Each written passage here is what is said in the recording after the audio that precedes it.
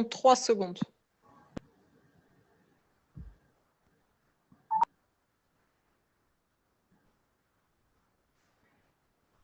Bien, bonjour à tous.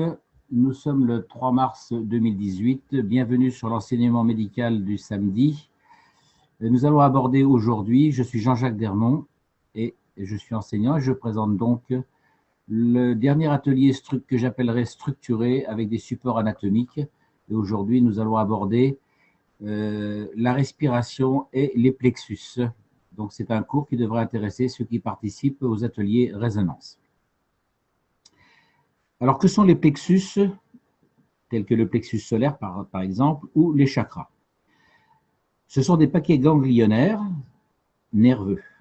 Alors, ils se situent soit juste avant, de chaque côté de la colonne vertébrale, ils sortent de la corde, ils se dirigent vers la corne antérieure et ce sont des relais.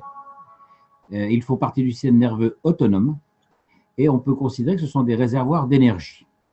C'est-à-dire qu'ils agissent exactement comme des condensateurs et restituent dans un temps ultérieur l'énergie acquise.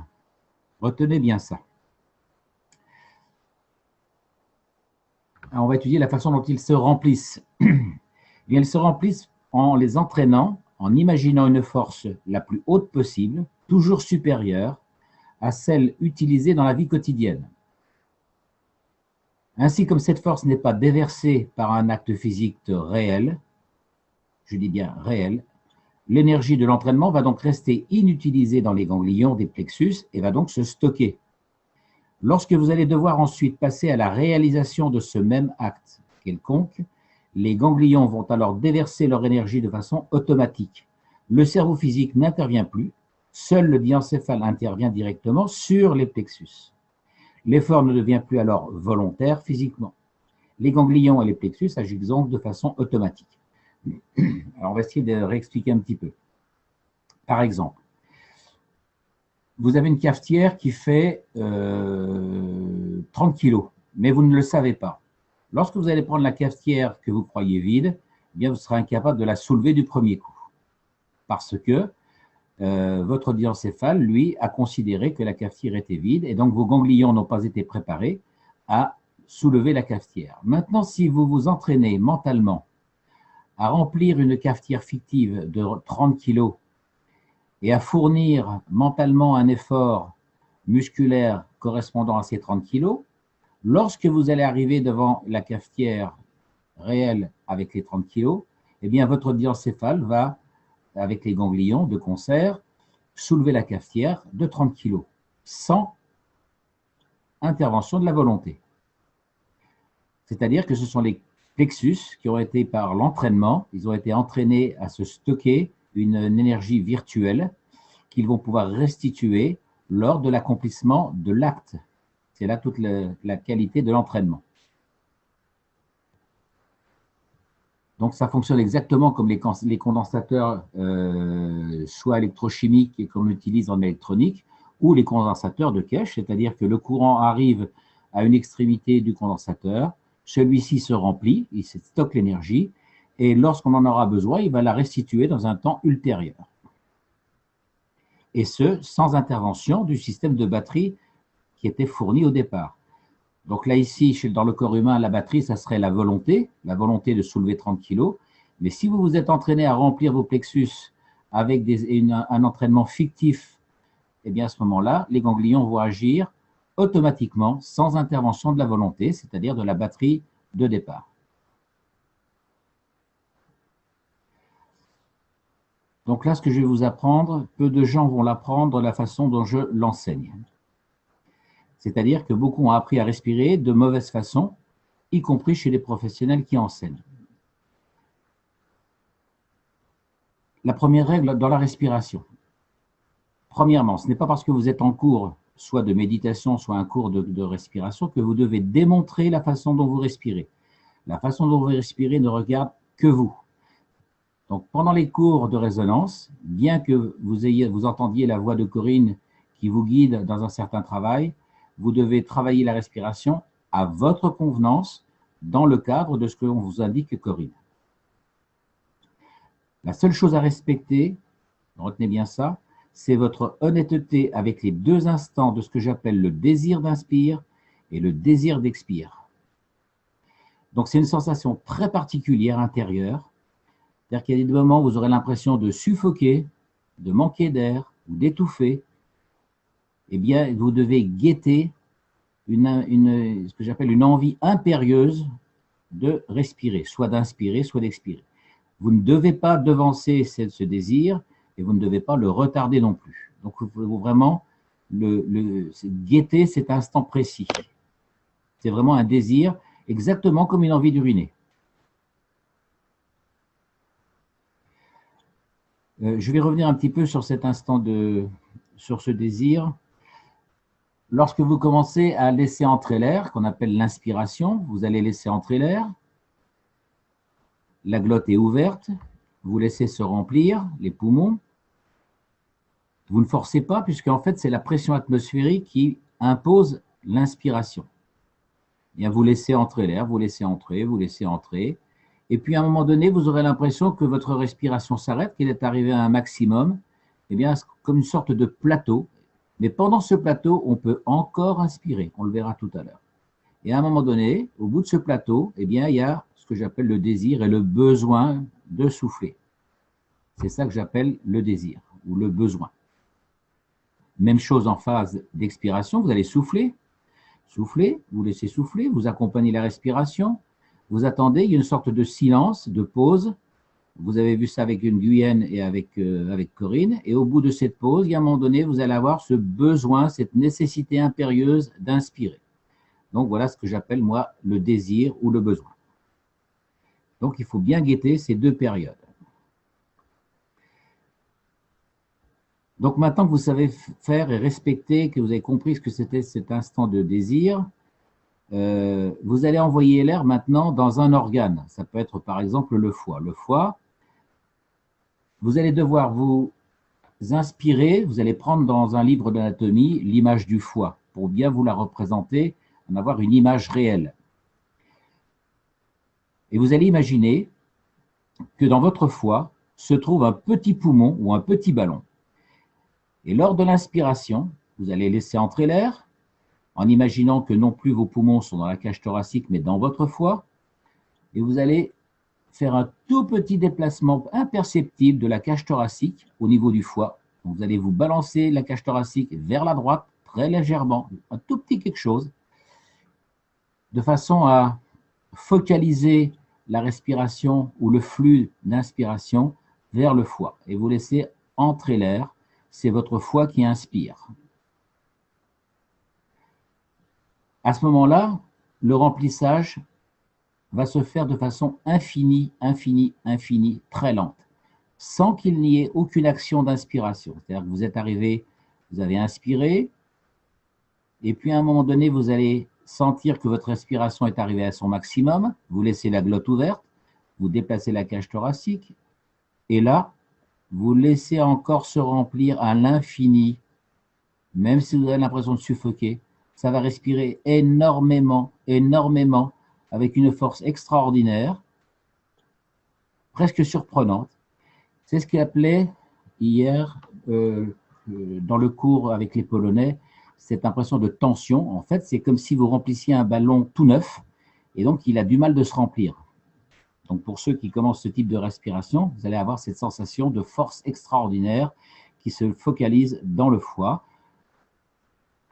puisqu'on peut considérer que le foie a aussi une fonction glandulaire. Lorsque vous serez arrivé à une impression de maximum, de respiration infinie, eh bien vous allez ressentir le vrai besoin, une sorte de second besoin d'expirer, et vous laissez, vous ne faites rien, vous relâchez, vous les arrêtez d'inspirer, ça souffle, ça souffle, ça souffle, ça souffle, ça souffle, et là vous allez accompagner, donc vous n'allez non plus laisser simplement souffler, vous allez accompagner votre expire au maximum, avec une sensation pour ceux qui débutent de suffoquer en fin d'expiration.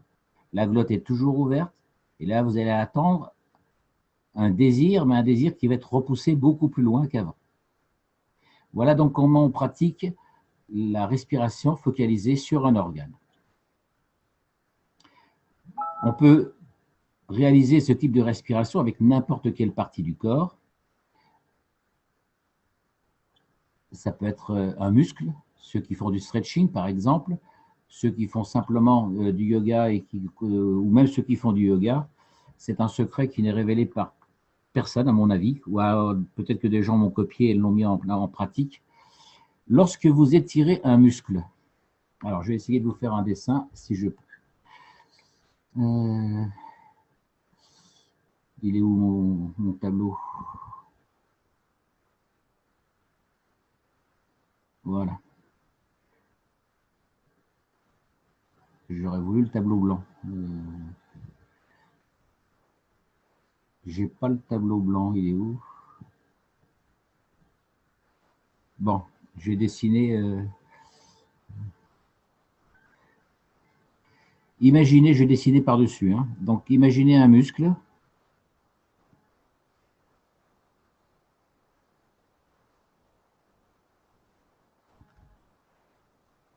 Avec ici les deux extrémités osseuses, les insertions osseuses qui se trouvent ici.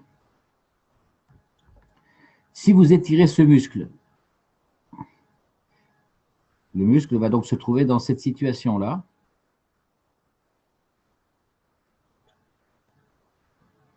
Il est tellement étiré qu'il est beaucoup plus fin. Donc là, on est dans la période de stretching, d'étirement. Si pendant cette période, vous inspirez dans le muscle, en imaginant qu'à l'intérieur du muscle, il y a un petit poumon ou un ballon, donc vous allez faire rentrer de l'air dans ce ballon. Cela revient à obtenir le schéma suivant.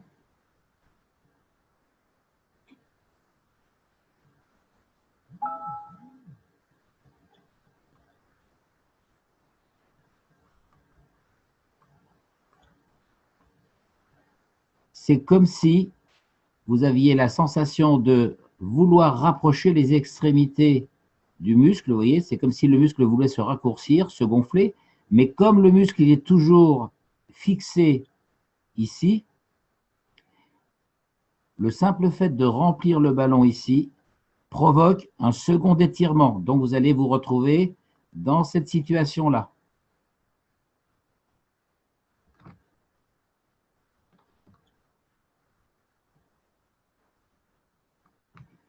Donc, c'est une sorte d'étirement qui se fait à mesure constante, en fait, puisque ça ne bouge pas, ça ne bouge pas, mais c'est comme si il y avait un écartement des deux insertions osseuses.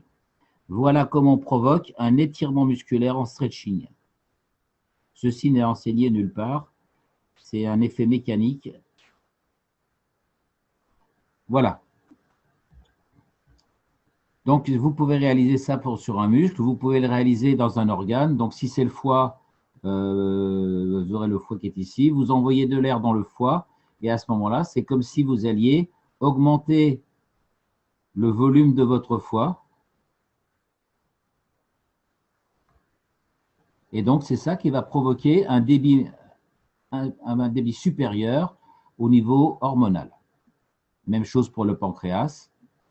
Donc, le pancréas, lui, il est de l'autre côté, il est sur votre gauche. Même chose pour la rate, même chose pour les reins. Tout à l'heure, on verra ce qu'on appelle la respiration par les reins. Donc, vous pouvez pratiquer ça sur la thyroïde. Vous pouvez pratiquer ça au niveau du cœur, au niveau du pancréas, du foie, des reins et au niveau du tantien. On le verra tout à l'heure.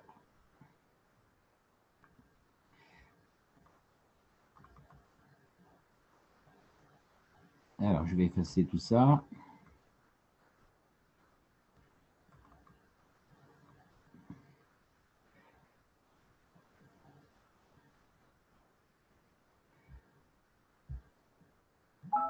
Voilà, donc en ce qui concerne la règle que j'appelle la règle numéro 3, c'est de laisser s'amplifier la respiration pendant la période du désir. Donc, ne pas fermer la glotte.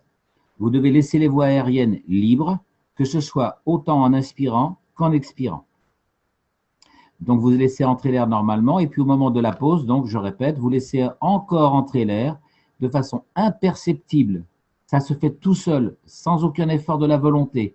C'est juste laissez entrer, laissez entrer, laissez entrer. Ça va rentrer tout seul de façon démesurée.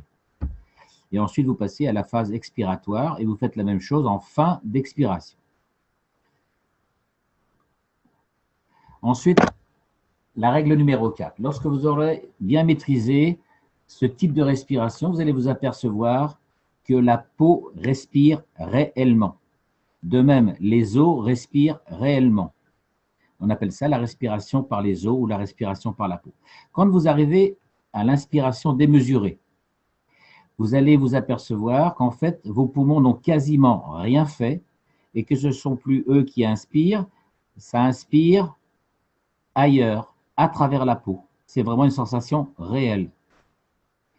Vous allez vous rendre compte que c'est l'ensemble de votre corps qui est un poumon, comme un énorme ballon de baudruche, et que l'air arrive de partout avec cette dilatation. Je pense qu'avec Corinne, vous l'avez déjà travaillé, certains l'ont peut-être entreaperçu ou ressenti. Et donc, vous aurez l'impression que votre corps devient un petit peu démesuré.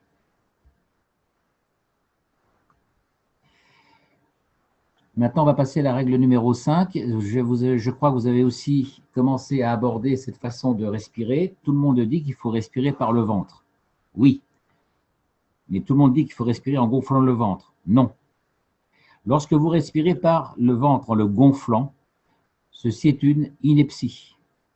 Parce que, et donc j'insiste bien, votre corps doit avoir la forme d'un ballon de baudruche cylindrique et non pas rond. Si vous respirez par le ventre en le gonflant, eh bien, ceci revient à une fuite, non pas déjà d'une part une fuite d'énergie, mais en fait une inversion respiratoire où il n'y a pas du tout de production respiratoire acceptable. Donc il faut créer une contre-résistance au niveau abdominal, c'est-à-dire que alors que le ventre devrait effectivement se gonfler, il faut l'empêcher de se gonfler par une résistance des abdominaux. On obtient cette résistance abdominale par la contraction de l'anus ou des sphincters. Simplement contracter l'anus. Et à ce moment-là, vous allez vous apercevoir que vous allez obtenir une contraction du bas-ventre, non pas des plexus solaires, mais des abdominaux inférieurs du bas-ventre. Cette résistance du bas-ventre va s'opposer au gonflement, et on va le voir sous la forme d'un schéma.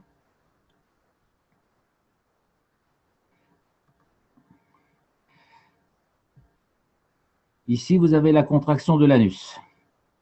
Par conséquent, lorsque vous allez vouloir gonfler le ventre ici, étant donné que la contraction de l'anus va entraîner une contraction du mur abdominal inférieur, dans le très bas ventre, en dessous le nombril, eh bien, votre ventre ne peut plus se gonfler. Donc, au lieu de prendre une forme sphérique, il va prendre une forme cylindrique. Étant donné que vos abdominaux sont également comprimés, eh bien, l'air ne peut plus s'échapper vers l'avant, il est obligé de s'échapper vers le haut.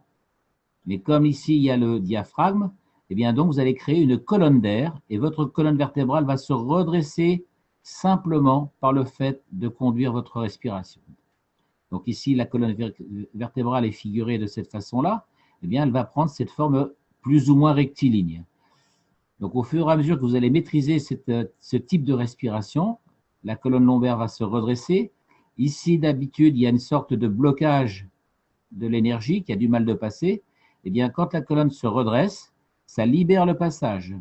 Et ensuite, vous allez avoir un blocage au niveau dorsal ici. Et au fur et à mesure de l'entraînement, vous allez, par la rectitude de la colonne vertébrale, eh bien, votre énergie va pouvoir se libérer et passer. Même chose à la base du crâne. Donc, je vais réexpliquer. Si vous avez des questions à poser à partir de maintenant, c'est très important de comprendre ce phénomène de physique au niveau de la respiration. Est-ce que vous avez des questions à poser là, à ce moment ?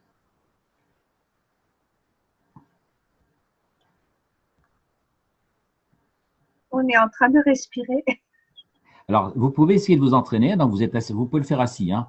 Donc, vous êtes assis, contraction du sphincter, et vous laissez entrer l'air. Mais vous vérifiez bien qu'ici, dans le bas-ventre, il faut que ça reste contracté au niveau des abdominaux, juste au-dessus du pubis. Vous devez sentir une contraction. Cette résistance va empêcher le gonflement du ventre. C'est ça qu'il faut sentir. Comme le ventre ne peut pas se gonfler, eh bien l'air, il est obligé de d'aller vers le haut. Donc, c'est comme si, en allant vers le haut, c'est comme si ici, vous vouliez redresser la colonne lombaire. Restez bien assis. Lorsque vous pratiquez ce type d'exercice, vous devez, ce qu'on appelle, il y en a qui disent, rester ancré. Vous devez rester pesant. La masse de votre corps doit rester pesante vers le sol, vers la terre. C'est ça, être ancré. Parce qu'au début, vous allez vouloir inspirer, et vous allez vouloir inspirer, en même temps, vous allez sentir que votre corps se relève, se relève, se relève, en voulant faire monter l'air. Non, restez pesant. Tout ça ici, ça doit être comme du plomb, une masse pesante, énorme. Restez assis, posé sur la chaise. Supprimez tous les efforts. L'ensemble de votre corps musculaire, osseux, doit rester entièrement passif. Vous ne devez subir que la respiration. Et c'est simplement par le fait de la respiration que cette partie-là et cette partie-là vont s'éloigner l'une de l'autre. Je vais refaire avec le dessin. Voilà, ça va s'éloigner ici et ça va s'éloigner ici. Donc, si ça s'éloigne ici, ça s'éloigne ici et ça s'éloigne ici. Donc, ça se redresse. Vous comprenez le schéma physique? Tout à fait.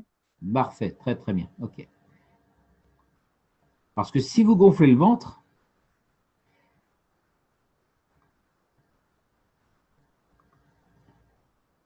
eh bien, l'énergie va aller vers l'avant, puisque votre ventre va se gonfler. Et donc, vous allez emmener la partie arrière de la colonne vertébrale, vous allez l'emmener avec votre ventre. Donc, votre colonne vertébrale va rester cambrée. Elle ne va pas se redresser. Donc, le but de ce type de respiration, c'est d'éloigner cette partie-là de cette partie-là.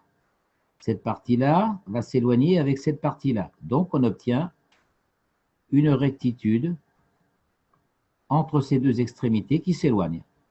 Voilà l'astuce et l'explication rationnelle de ce type de respiration.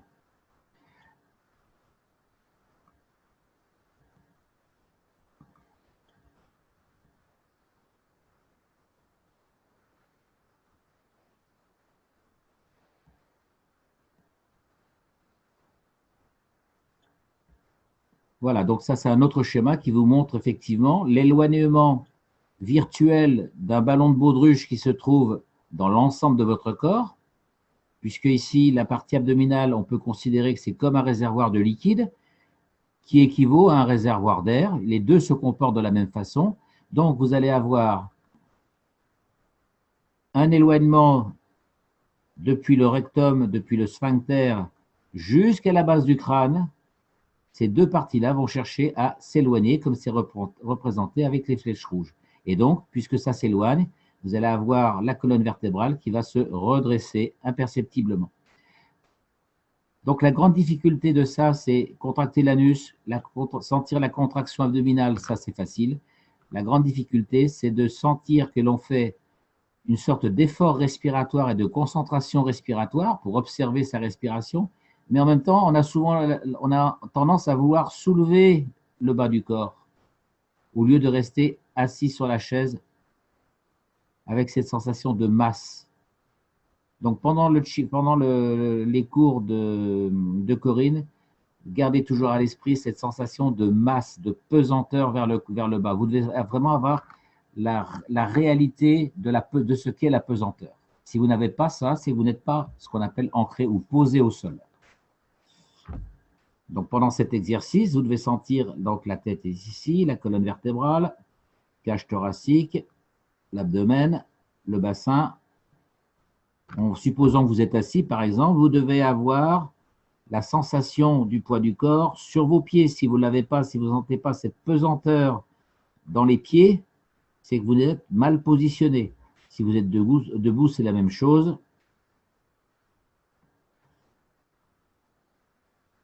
Voilà, vous devez vraiment sentir. Donc les genoux ne sont pas tendus. Quand on fait l'exercice avec Corinne en étant debout, les genoux sont légèrement fléchis. Les pieds sont tournés.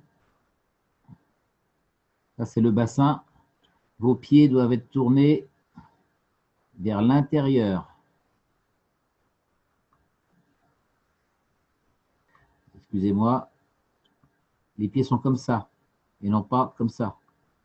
Les pieds ne sont pas à 10h10, hein, les pieds sont légèrement vers l'intérieur.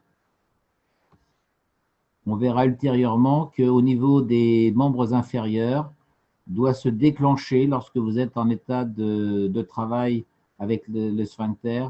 Vous devez avoir une sensation de vissage des membres inférieurs.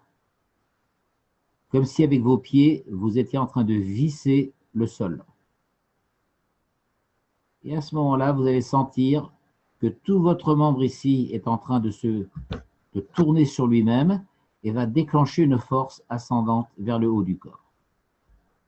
S'il y en a qui pratiquent le Qigong, ils voient très bien ce dont je veux parler. Ce n'est pas quelque chose que l'on fait en yoga, par contre. On ne fait ça que dans le Qigong ou dans les arts martiaux, bien sûr, et dans le Tai Chi.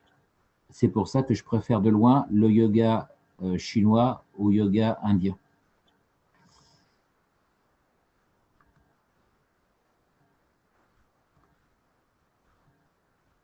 Donc voilà maintenant la façon, lorsque vous allez faire, je reviens sur le schéma de devant précédent, donc quand on va faire monter la respiration dans ce ballon, dans cette colonne d'air, on va la faire monter de la façon suivante. On va d'abord remplir le ballon de baudruche, on va le remplir ici. Et puis ensuite, on va le remplir ici. Et puis ensuite, on va le remplir ici. Mais à chaque fois que vous remplissez un étage, votre corps doit rester absolument assis et posé. Ne laissez pas le corps relever. Ensuite, on va remplir ici. Ensuite, on remplit ici. Et ensuite, on remplit ici. Donc, chaque étage de remplissage correspond à, vous voyez ici, on a représenté les différents chakras. Donc, ça peut être une façon directe de respirer. Par exemple, si vous voulez travailler le chakra au niveau du Tantien, vous allez inspirer en imaginant, en inventant que vous laissez entrer l'air par derrière sous une forme de spirale et vous allez expirer, laisser sortir l'air en forme de spirale par devant. Ça, c'est ce qu'on avait vu avec le docteur, je suis en train de chercher son nom, qui avait présenté le premier atelier de résonance. C'est un médecin iranien, j'ai le nom sur le bout de la langue, il ne me revient plus. Alors, la difficulté, c'est d'imaginer cette spirale. Ce que vous allez faire, c'est, avec votre corps,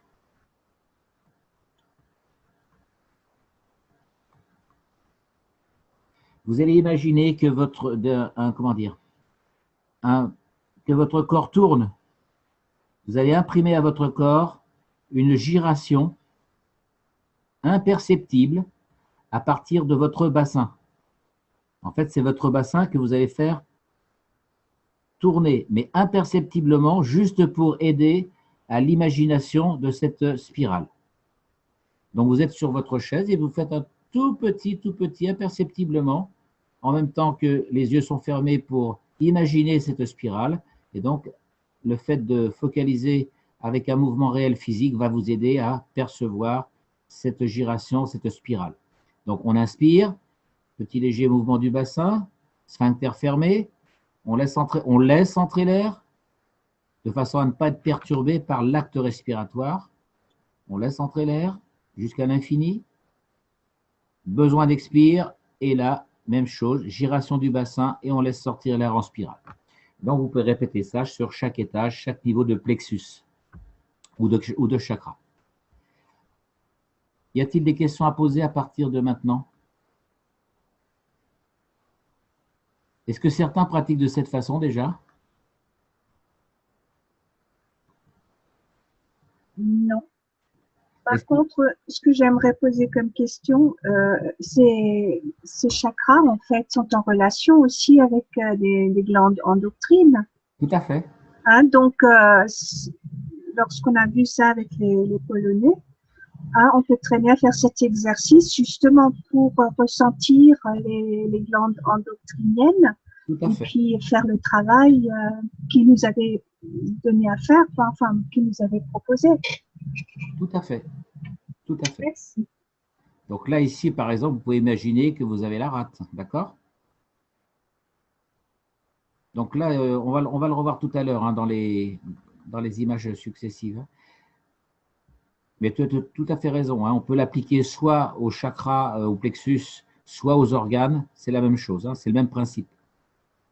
Donc là, ici, je vous ai refait un schéma complet avec le cylindre virtuel rempli d'air et avec les différentes couches d'air qui s'empilent, qui s'empilent, qui s'empilent, qui s'empilent. Pour obtenir cet empilement de couches d'air, la façon de procéder complète est la suivante. Vous allez d'abord inspirer un petit peu, vous laissez entrer l'air. Vous stoppez l'inspiration sans bloquer la glotte. Vous arrêtez, faites une pause. Et vous continuez une deuxième fois à inspirer pour remplir le deuxième étage. Et vous stoppez sans bloquer la glotte. Et vous recommencez, vous rajoutez une inspiration. Donc en fait, c'est une inspiration qui s'ajoute, qui s'ajoute, qui s'ajoute, jusqu'à ce que la colonne d'air soit entièrement remplie. Normalement, c'est quelque chose qu'on fait en 3 respirations. Là, je l'ai simulé en 6 étapes. C'est quelque chose qui se fait en 3 étapes. Donc rappelez-vous bien, vous empilez des couches d'air sans bloquer la glotte surtout. Hein. Vous stoppez l'inspiration, comme si vous étiez un peu fatigué, vous stoppez, vous vous reposez un peu, mais sans relâcher l'inspire, hein, sans relâcher. Vous restez avec votre inspiration. Vous stoppez et vous rajoutez de l'inspiration. Quand vous êtes fatigué, vous stoppez. Et vous rajoutez de l'inspiration et là, vous allez avoir votre inspiration maximum. Attention de toujours rester assise ou assis. Toujours cette sensation de pesanteur, de masse. Si à ce moment-là, on vous demandait, lorsque l'exercice est bien fait, si on vous demandait combien vous pesez, vous en seriez incapable, vous diriez « je suis lourd ». C'est une sensation totalement différente. Le poids, c'est une définition intellectuelle. La masse est une perception physique, indéfinissable. C'est simplement un contenant qui est rempli par une certaine quantité d'énergie ou de matière.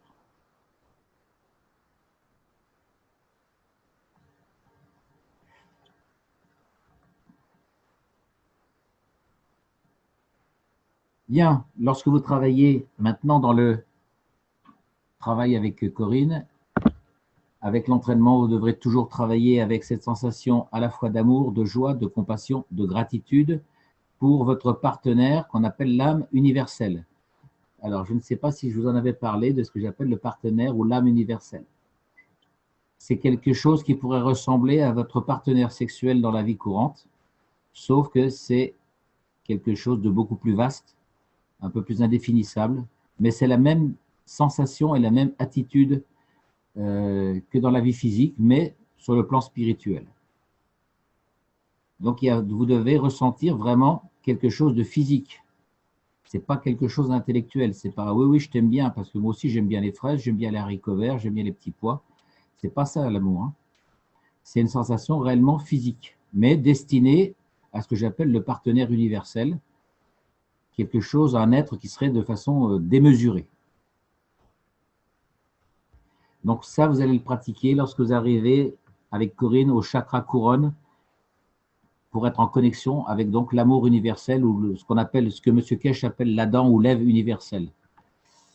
Donc vous allez laisser entrer en tourbillonnant, vous allez laisser descendre l'énergie par le périnée vers la terre lors de l'expiration. Au chakra couronne, vous inspirez donc cet amour, cette joie, cette gratitude, cette compassion universelle et vous libérez par le scrotum tout ce qui est négatif. Il y a d'autres façons de travailler, mais pour l'instant, c'est ce qui correspond de façon la plus simple, sans faire tous les exercices de Qigong. Rappelez-vous que M. Kesh vous a fait la démonstration avec ce qu'on appelle un aimant circulaire comme celui-ci, qui est l'âme, et l'âme physique est ici. Et il vous a fait la démonstration de faire passer le petit aimant à l'intérieur du grand et de déplacer, simplement en déplaçant le petit aimant, on déplace le grand aimant. Et lui disait qu'il fallait faire entrer l'âme physique dans l'âme. Et bien c'est ce que vous faites ici. C'est-à-dire que vous êtes Ève, si vous êtes une femme, et bien vous devez entrer dans Adam. Donc, c'est vraiment, entre guillemets, comme un acte physique sexuel. Sauf que c'est sur le plan spirituel. Donc, il faut, n'ayez pas peur d'avoir cette imagination physique terre à terre pour la transposer au niveau universel, au niveau plus vaste, au-dessus de nous. Même chose pour un homme. Alors pour un homme, c'est plus facile à comprendre de rentrer dans sa partenaire, ça va de soi. Hein. Est-ce que c'est compréhensible, là, ce que je viens de dire? Tout à fait. Voilà, parce que moi, quand je vois tout le monde qui se fait des bisous en s'envoyant des cœurs, c'est pas ça, c'est quelque chose de vraiment. Pour ceux qui pratiquent le Qigong, je pense que certains l'ont déjà ressenti. C'est vraiment une sensation physique. Hein. Si vous ne l'avez pas, c'est que vous n'êtes pas dedans. Hein. Voilà. Alors, beaucoup de gens critiquent pour dire « Ah oui, mais c'est pas spirituel ». Si, c'est vraiment spirituel, mais il doit y avoir la sensation. S'il n'y a pas la sensation physique, c'est que vous êtes, comment dire, vous n'êtes pas vraiment connecté.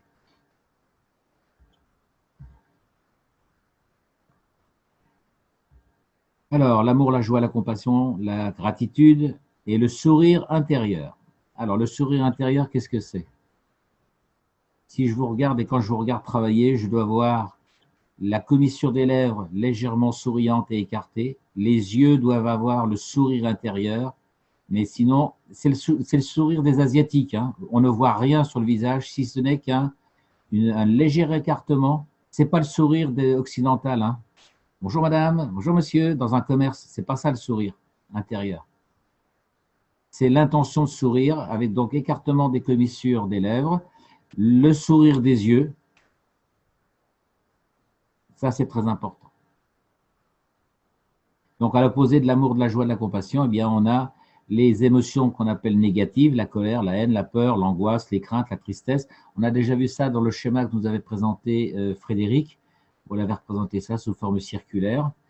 Et chaque type d'émotion est emmagasiné dans un certain type d'organe. La colère et la haine vont être emmagasinées dans le foie, la vésicule biliaire. La peur, l'angoisse, la crainte vont être dans le rein. Si c'est la tristesse, le chagrin, la mélancolie, ça va être dans les poumons. S'il s'agit de rumination, d'obsession et de pensée, c'est-à-dire les gens qui passent leur temps à gamberger ou les gens qui passent leur temps à trop réfléchir, les gens intellectuels, par exemple, qui passent leur temps à réfléchir, ça c'est la rate, etc. Donc l'amour, la joie, la compassion, ça concerne bien sûr l'organe du cœur et de l'intestin grêle. La façon de se concentrer lors du travail de résonance avec Corinne. Étant donné que le cerveau est incapable à la fois de penser et d'agir, il ne peut pas faire les deux choses à la fois. Vous pensez et ensuite vous agissez. Alors bien sûr, lorsque vous je sais pas, vous déplacez une brouette, eh bien vous pensez toutes les secondes, tous les dixièmes de seconde, vous pensez à pousser la brouette. Je pense, je pousse, je pense, je pousse. Tout ça, ça réalise une action, un mouvement, une sorte de film. Mais en fait, si on analysait à chaque seconde, si vous pensez, vous pouvez pas faire les deux à la fois. Donc c'est penser, ensuite ça agit, ça pense et ça agit, et c'est comme ça qu'on obtient un mouvement. Donc la façon de se concentrer dans les ateliers de résonance, c'est de diriger les deux yeux réellement, tantôt à gauche vers l'hémisphère gauche, et tantôt à droite vers l'hémisphère droit. Donc là, j'imagine que vous êtes face à moi, et donc vous regardez votre hémisphère droit, et ensuite vous regardez votre hémisphère gauche, alternativement. Donc là, vous êtes en train de procéder à une action, puisque c'est une action physique des yeux, donc vous stoppez la pensée. Vous essayerez, par exemple, pour ceux qui ont le hoquet. Qu'est-ce qu'on fait quand on a le hoquet? Eh bien, il y a un exercice qui consiste à mettre un couteau dans un verre d'eau et à faire boire la personne avec le couteau sur le front. Ça l'oblige à rester dans l'action de boire et d'en rester dans l'action de ne pas faire tomber le couteau. Donc, elle stoppe la pensée et à ce moment-là, vous stoppez le hoquet. Ce schéma-là est compris, c'est assez simple. Hein. Donc, vous allez donc travailler, par exemple, le travail de respiration ici. Pour stopper les pensées, eh bien, vous allez alterner, regarder l'hémisphère gauche, regarder l'hémisphère droit, et ainsi de suite. Droite, gauche, droite, gauche.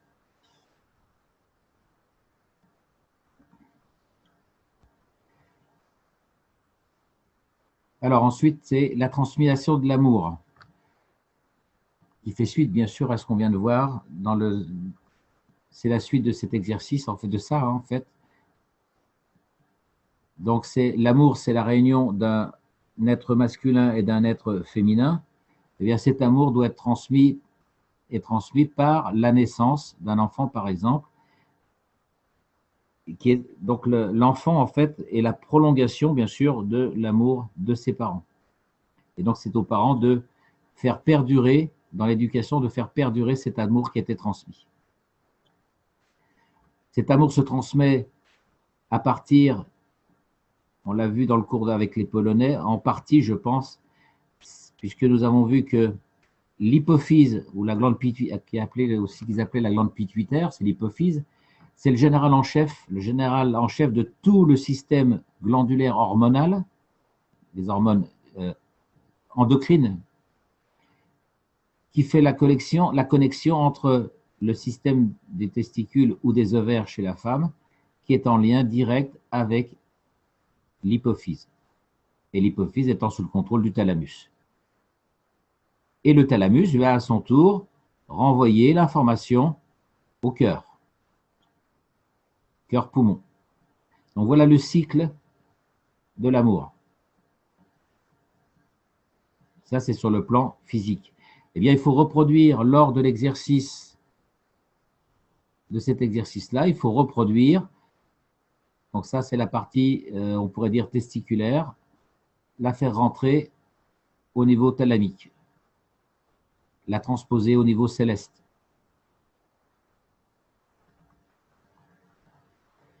Voilà. Est-ce que vous avez des questions à poser sur ce cours? Alors, tout ça, c'est élaboré à partir des exercices de Qigong, mais on ne va pas rentrer dans tout le Qigong. Je vous ai donné ce qui me paraissait essentiel dans la façon de respirer, la façon de rester ancré au sol ou rester ancré sur la chaise.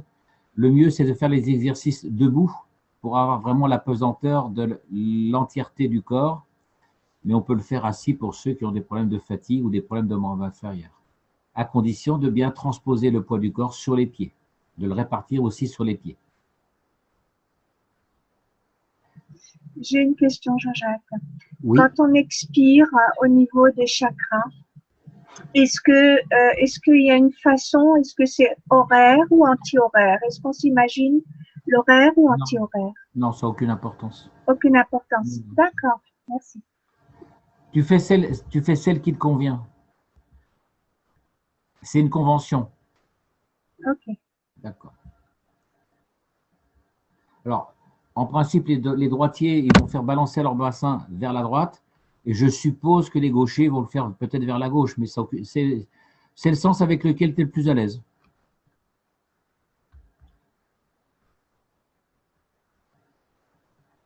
N'oubliez pas, hein, l'âme, elle n'a pas de sens, hein, donc elle décide, c'est une convention, c'est tout. On est dans le physique, puisque là, on fait travailler le corps à partir du physique, donc tout ce qui est physique, c'est de la convention, en fait. Hein.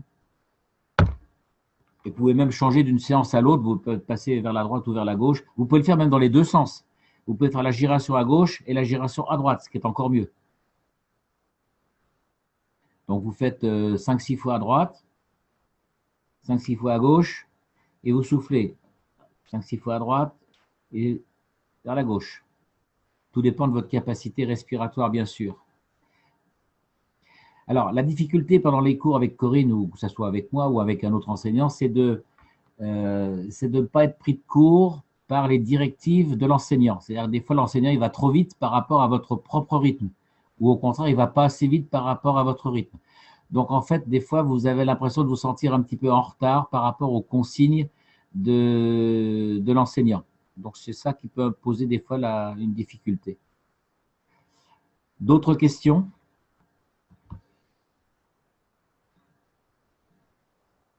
Est-ce que certains ont déjà travaillé de cette façon-là?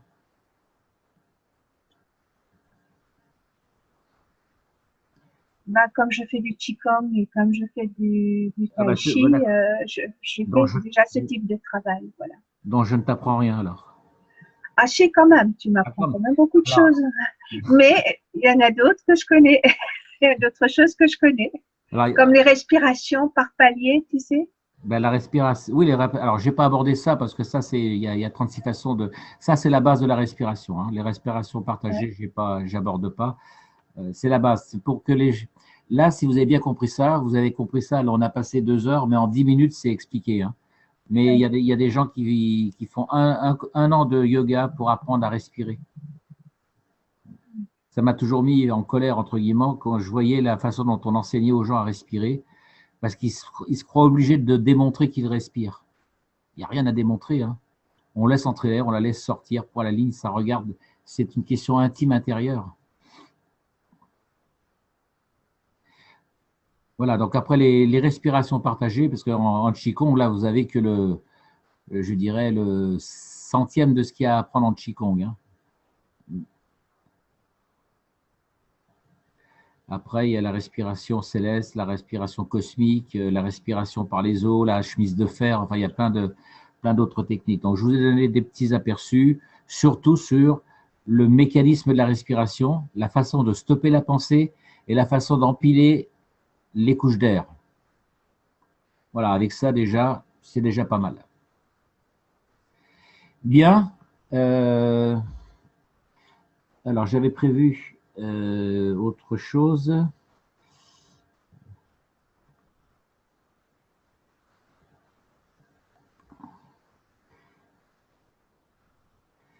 Voilà, alors puisqu'on parle de Qigong, attendez, excusez-moi, il faut que je repartage.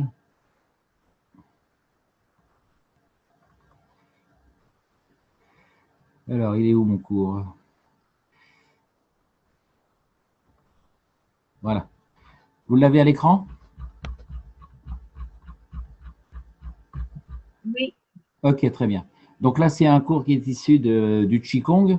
Pour ceux qui s'intéressent au Qigong, le meilleur des enseignements, le seul et unique enseignement correct en France, c'est celui de Mantak Chia. Donc, je vous ai mis le lien ici. Je vais essayer de vous le. Je vous laisse le temps de noter le lien. Prenez un stylo si vous l'avez, parce que j'arrive pas à le. Ah bah si, je peux le. Je vais vous le mettre. Euh,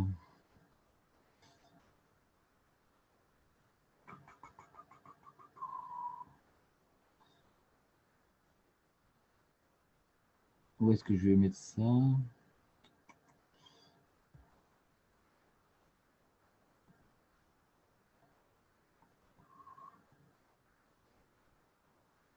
Ah voilà.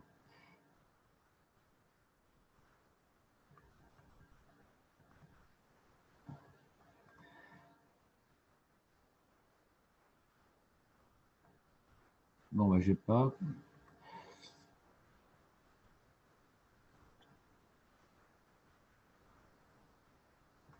Bon bah je sais pas où je trouve plus mon lien de partage.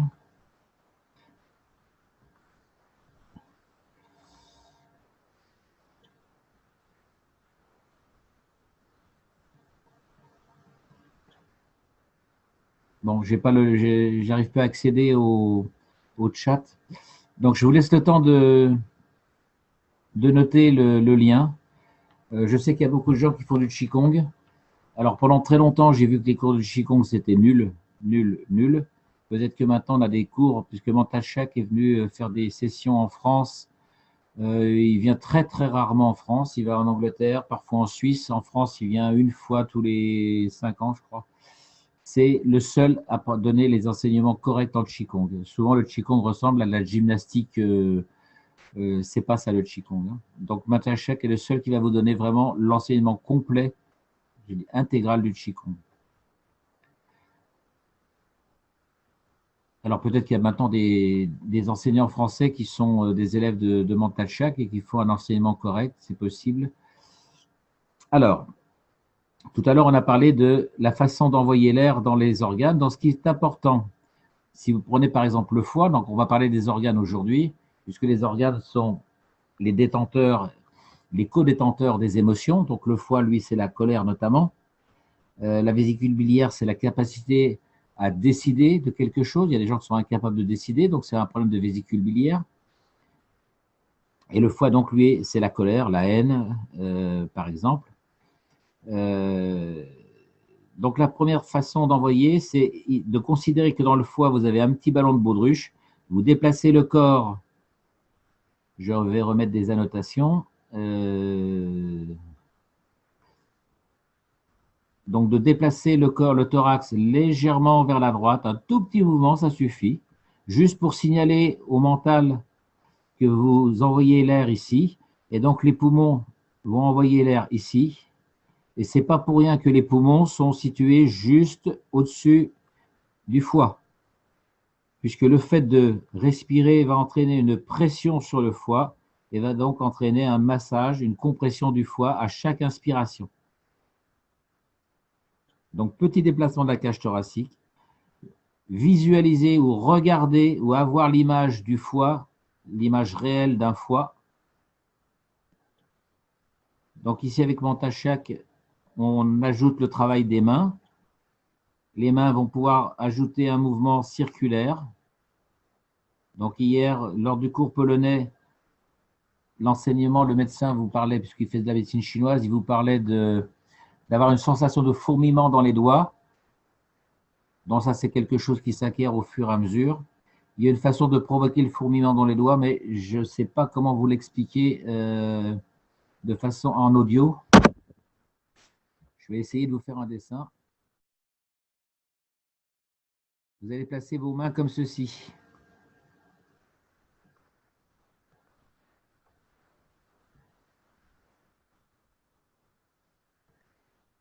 À 90 degrés.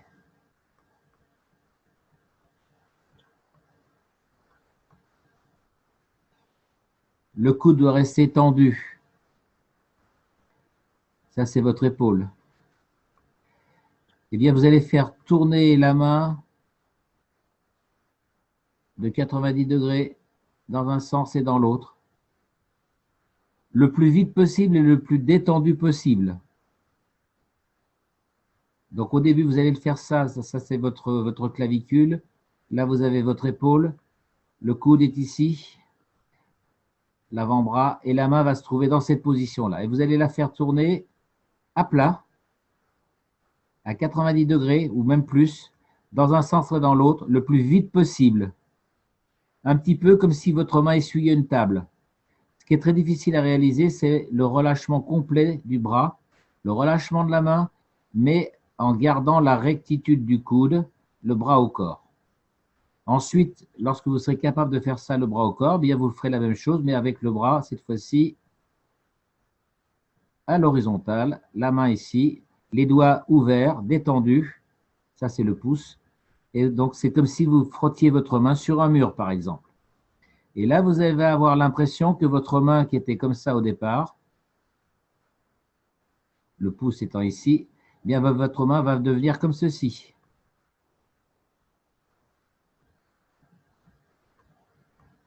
Vous aurez l'impression d'avoir la main qui augmente de volume. Et avec ce fameux fourmillement au bout des doigts.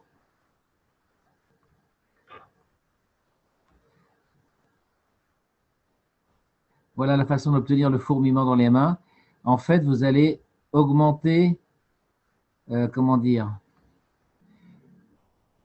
en faisant cet exercice, vous déclenchez à partir du diencéphale la commande neurologique jusqu'au bout des doigts. C'est-à-dire, vous envoyez l'intention du mouvement jusqu'au bout des doigts.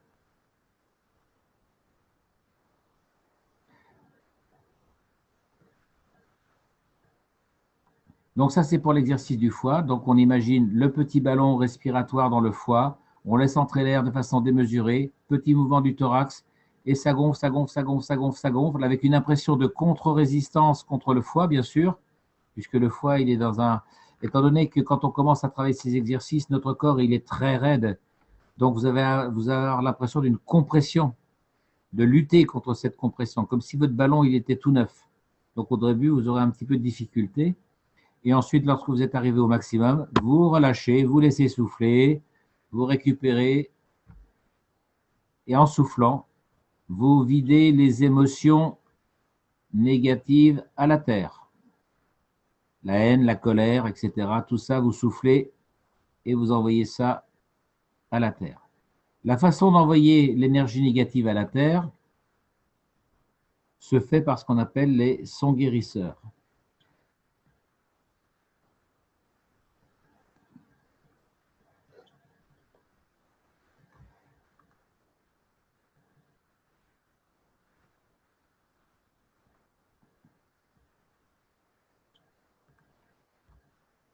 La façon de libérer donc ça se fait, la libération de l'émotion négative se fait dans le temps expiratoire. Le temps expiratoire, vous allez croiser vos mains ici, en les inversant, paume de main vers le ciel.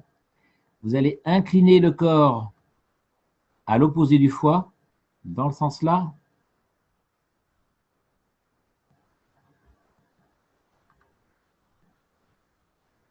Et vous allez prononcer le son comme un serpent.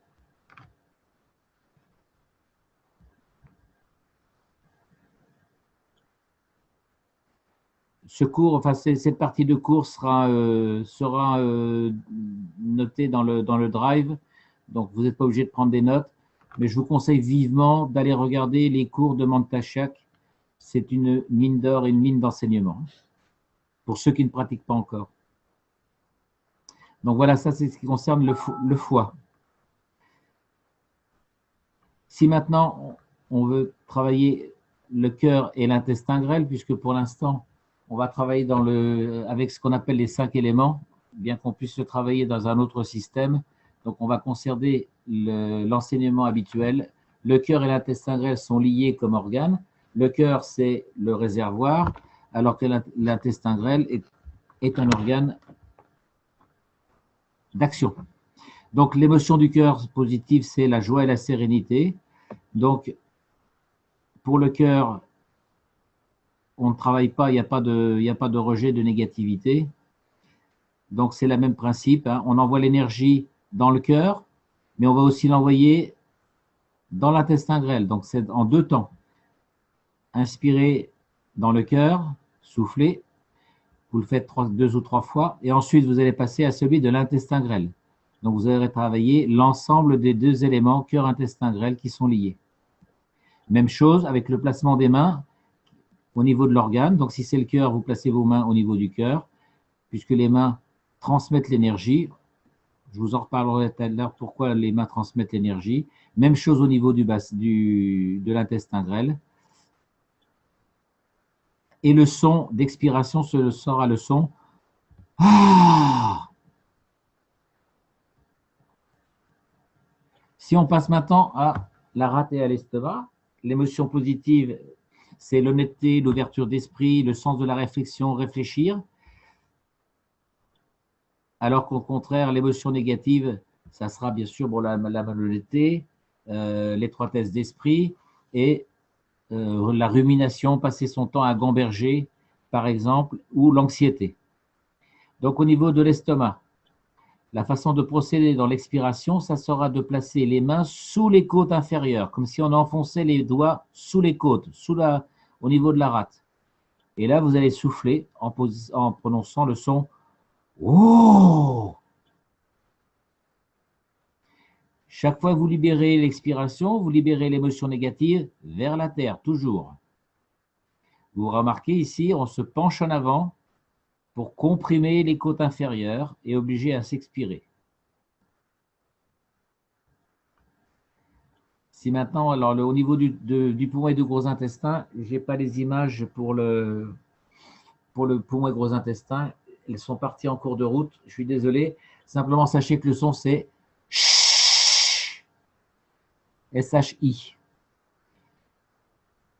Si maintenant vous travaillez au niveau des reins, donc c'est ce qu'on appelle la respiration par les reins. Vous avez vu tout à l'heure que la colonne vertébrale, au niveau des reins, elle a une forme cambrée. Lorsque vous allez respirer par les reins, puisque le ventre ici est légèrement maintenu, c'est comme si vous alliez pousser les reins vers l'arrière, comme si vos poumons se trouvaient ici dans les reins. Donc, vous devez avoir la sensation que les reins se gonflent et inversent leur position.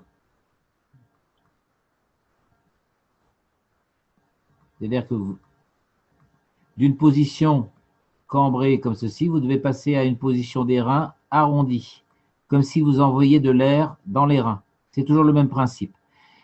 Les mains seront placées à la renverse au niveau de la taille, au-dessus du bassin, à peu près, mais un petit peu en dessous des reins. Si vous pouvez mettre les mains plus haut, c'est pas plus mal.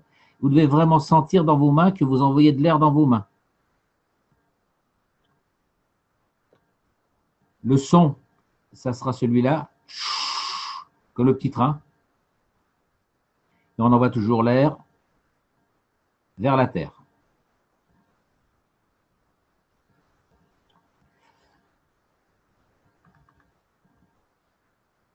Donc voilà la façon d'envoyer l'air, voilà, à la terre.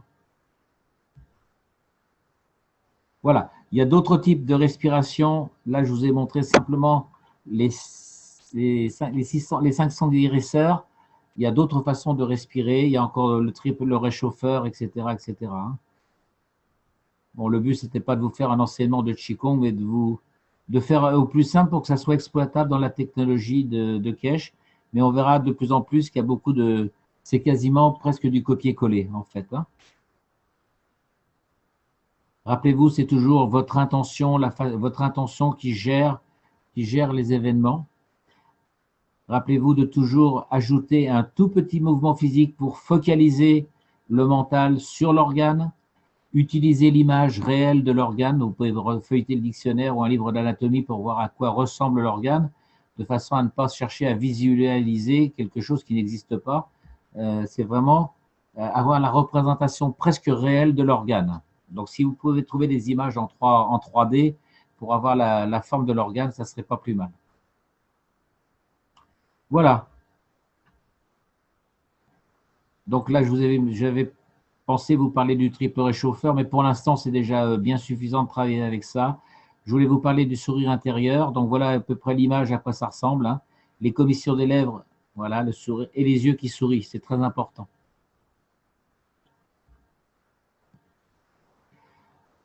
Pour revenir à quand j'ai parlé des deux aimants et de l'amour, c'est vraiment donc la transposition de l'amour sexuel vers le domaine céleste.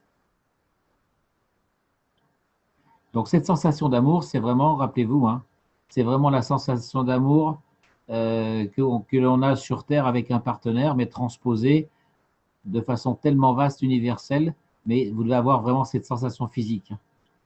Donc c'est pas simplement envoyer des petits cœurs par Internet. Voilà, j'en ai terminé avec ce cours. Est-ce que vous avez des questions à poser? Ceux qui font du Qigong, bon, bah, ça ne va poser aucun problème. Voilà, je voulais simplement, pour ceux qui n'ont jamais fait ce type de respiration, pour vous inciter à, comment dire, à faire un raccourci, à ne pas perdre de temps pendant des heures et des heures sur la façon d'apprendre à respirer et à apprendre surtout à essayer de comprendre comment ça se produit sur le plan physique. La plupart de mes confrères, jusqu'à il y a encore 4-5 ans, étaient incapables d'expliquer le phénomène, enfin d'expliquer comment ça respirait. Donc maintenant, il y a beaucoup de kinés qui font du yoga ou du qigong. Donc, tout ce que j'aurais pu enseigner aujourd'hui, ça y est, il y en a qui m'ont rattrapé. Bien. Avez-vous des questions à poser? Il y en a qui étaient présents. Oui, vas-y. Non, mais on te remercie vivement parce que c'était vraiment superbe. Bon. Bah, tant mieux, c'était le but recherché. Est-ce qu'il y en a qui ont participé au cours avec les Polonais? Le Guyane, oui. Oui, moi aussi. Quoi? Oui. Là, donc ça tombe bien parce que c'était prévu déjà depuis longtemps, ce cours. Et bah, je pense que ça fait le lien avec le cours des Polonais, notamment sur le système glandulaire, puisqu'en fait, c'est ça qu'il essayait de nous expliquer. Donc, ça tombe à point nommé. Et comme c'était un cours que je devais faire au début, on ne savait pas si c'est moi ou Corinne qui allait faire l'enseignement de résonance. Donc, je l'avais mis un petit peu de côté. Voilà. Et puis, je vous dis, en plus, comme les autres cours, je ne trouvais pas mon compte. J'ai dit, bah, finalement, je vais présenter ça. Alors, à partir de maintenant, les cours de médecine avec base anatomique sont terminés. Là, maintenant, ce sera que des cours. Alors, je ne sais pas sous quelle forme ça va prendre. Peut-être que j'aurai encore un ou deux cours avec Klaus ou avec… comment il s'appelle? C'est Hazard, je crois, qui s'appelle le médecin. Je vais voir si je peux essayer encore présenter un ou deux cours purement médicaux, mais après, je serai certainement obligé d'inventer ou de présenter autre chose. Voilà. Bon, bah, je suis content que ça vous ait plu. On peut s'arrêter là pour aujourd'hui? Jean-Jacques, j'ai trouvé 2 liens là. Regarde voir si ça correspond à tes trucs. C'est Mantaksha. J'ai trouvé ça, ouais. Le nom, c'est Mantaksha. Hein. Attends, est-ce que je vais trouver une image où il y a son nom? Alors après, Regarde les 2 liens que j'ai mis, tu verras, c'est vite fait. Alors, si tu fais Mantaksha, en cherchant bien, tu vas trouver, il y a un moment donné, il y a son site avec tous les exercices, il y a plein de vidéos. Donc, si vous voulez, il n'y a pas mieux comme cours. Hein. Il n'y a pas mieux. Alors, où est-ce qu'il est? Ah ben, je n'ai pas son nom. Alors, je vais essayer de vous l'écrire. Je vais essayer de ne pas faire de faute. Je les ai donnés, Jean-Jacques. Je les ai mis là. Regarde voir dans le truc pour parler. Eh ben, justement, je n'arrive pas à accéder au truc pour parler. Comme j'ai juste une petite barre une barre de travail quand je partage, j'ai pas accès au. Alors, c'est conversation, sous-titres. C'est bien ça. Hein. Ben non, j'ai pas le. Voilà, j'arrive pas à avoir accès au chat. Je sais pas où il est. Ça se trouve une. Le deuxième lien, c'est celui que tu viens de passer. Je suis sûre que c'est celui-là. Le deuxième que j'ai mis, c'est celui que tu es en train de faire là. Voilà, c'est ça. Là, ici, là?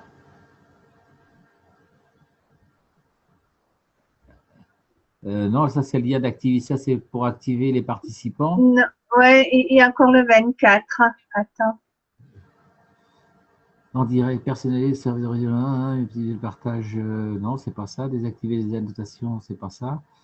L'enregistrement, invité, sous-titres, conversation. Ah oui, ça y est, pardon. Autant pour moi. Ah bah voilà. Le seul où je n'avais pas appuyé, c'était celui-là. D'accord.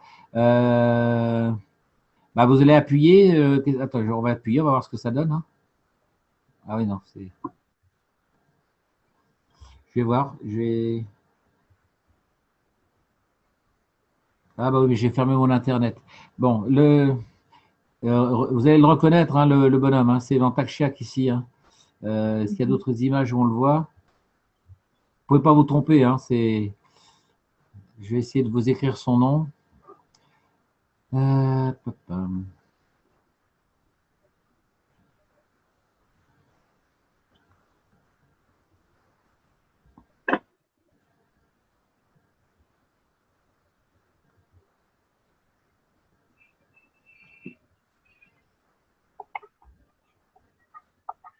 Ah, j'ai un problème, moi.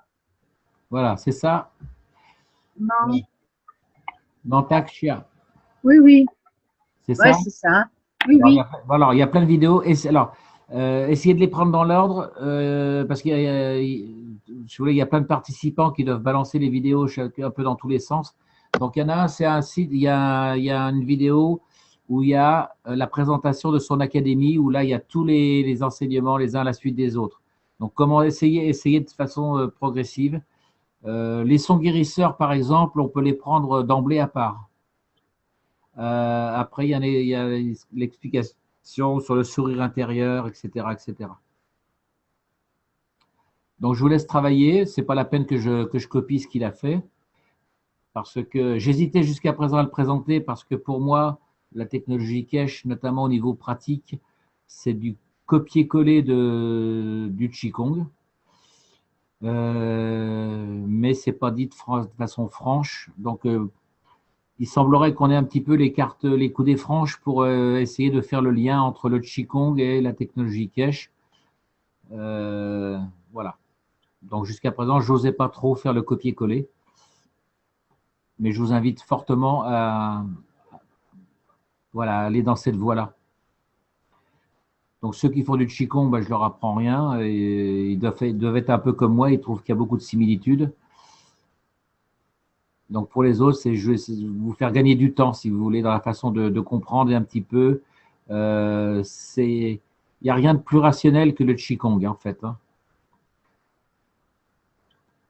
Et quand je vous disais que le corps était vraiment ce qu'on appelle le corps de lumière, pour ceux qui ont fait du Qigong depuis déjà pas mal d'années, peut-être que certains ont déjà perçu ce qu'on appelle le corps de lumière, c'est-à-dire, je vous ai montré un jour une image du tableau de Dali, qu'il appelle l'homme atomique. Eh bien, c'est vraiment chaque atome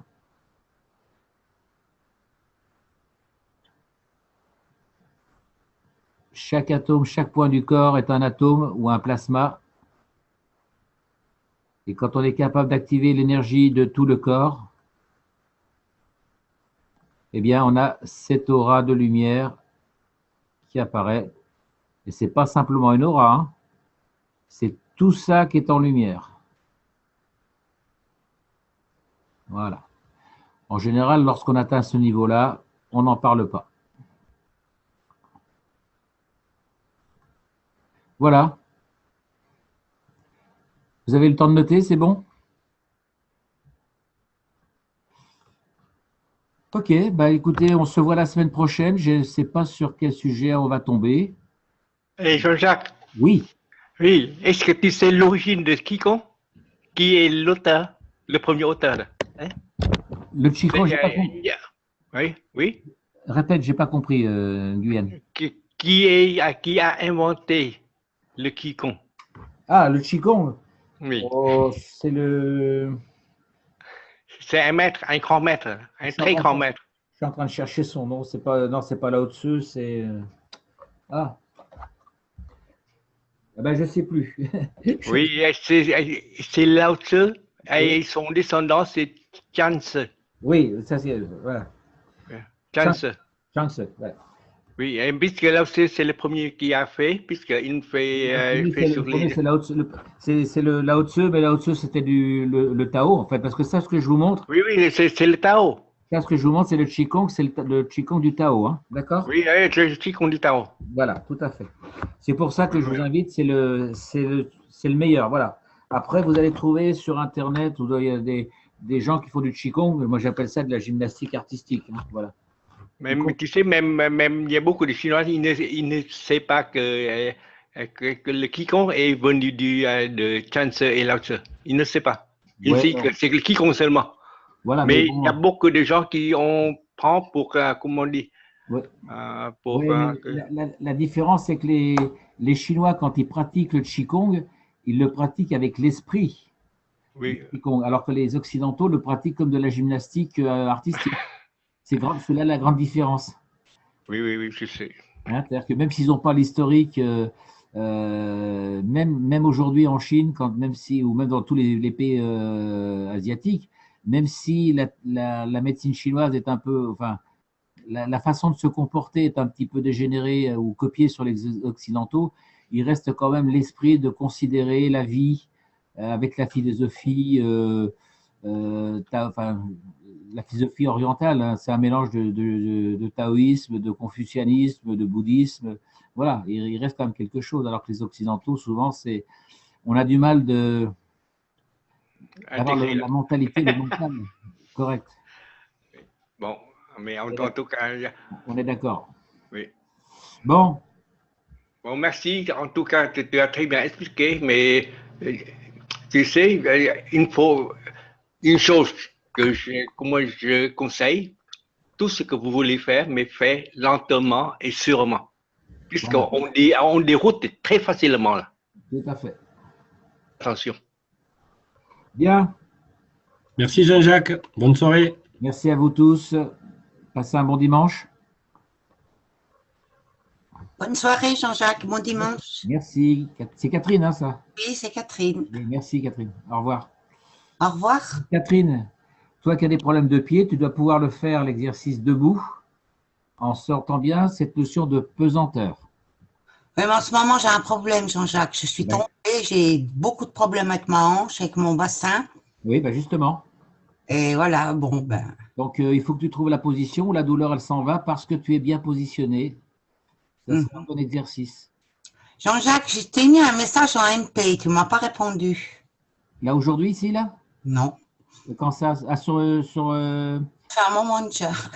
Sur Messenger, excuse-moi, parce que j'ai pas vu sur Messenger. Tu regarderas. Ouais, je vais regarder, excuse-moi. Non, hein, c'est quelque chose de gentil. Hein. Non, non, mais j'ai pas été sur Messenger pendant 2-3 jours, donc j'ai pas vu. Excuse-moi. Ok. Oh, je suis pas toujours sur Messenger. Hein. Je le sais, je Je sais. vais regarder, je regarde tout de suite. Merci. De rien. À bientôt. À bientôt. Au revoir.